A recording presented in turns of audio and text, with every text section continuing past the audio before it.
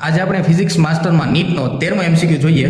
હવે આ MCQની રકમ તો કે નીચે આપેલા પ્રવેગના એકમનું રૂપાંતર કરો. બરોબર, તો અહીંયા જો તમને આપેલું છે કે 10 મીટર પ્રતિ સેકન્ડ સ્ક્વેર, એનું આપણે 1 કિલોમીટર પ્રતિ અવર સ્ક્વેરમાં રૂપાંતર કરવાનું છે. બરોબર, તો સૌથી પહેલા આપણે બે મૂલ્ય જાણી લઈએ.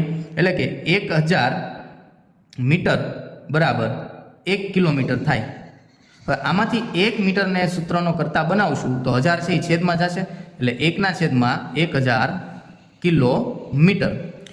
ત્યાર પછી આવજો 1000 છે એટલે કે 10³ થશે, અંશમાં જાય એટલે 10³ થઈ જશે, એટલે 1 મીટર બરાબર 10³ કિલોમીટર. આ આપણને પહેલું મૂલ્ય છે એ મળ્યું છે અને આ તમારે યાદ રાખવાનું છે. બરોબર, ત્યાર પછી સેકન્ડનું લઈએ.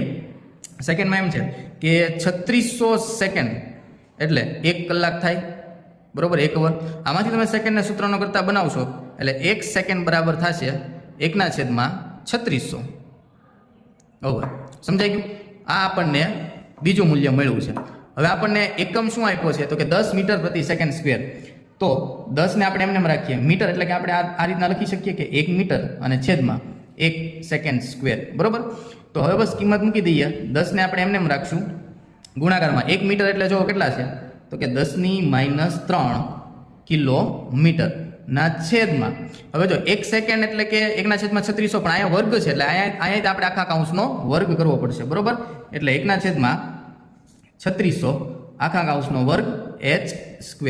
સમજાઈ ગયું? 3600 છે એ છેદના છેદમાં છે, એટલે છેદનો છેદ અંશમાં જશે, એટલે આપણે સાદુરૂપ આપીએ એટલે કે 10 ગુણાકારમાં 10³ ગુણાકારમાં 3600 છેદમાંથી અંશમાં જાય એટલે વર્ગ સાથે આવશે.